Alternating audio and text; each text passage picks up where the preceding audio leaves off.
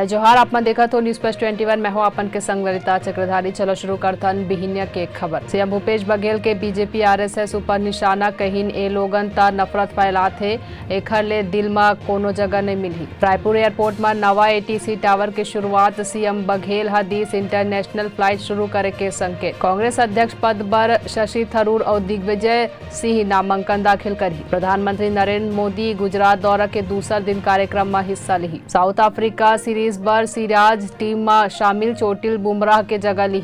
शोपिया और बारामूला में सुरक्षा बल और आतंकी के बीच एनकाउंटर जारी, एक आतंकी ढेर। साउथ रेलवे हा दुगना करीस प्लेटफॉर्म टिकट के किराया 1 अक्टूबर ले 31 जनवरी तक रही लागू। मध्य प्रदेश में सीबीआई कोर्ट हा व्यापम घोटाला में 5 दोषी ला 7 साल के सुनाई सजा। नवा दिल्ली में G23 के बैठक के बाद आनंद शर्मा हा अशोक गहलोत ले करें मुलाकात। महाराष्ट्र में नौकरशाही में बड़े फेरबदल, 44 IAS अधिकारी के तबादला। ऐसे तमाम जानकारी ले लगातार अपडेट रहे बर देखत रहो न्यूज प्लस 21 आप मन के हक के बाद।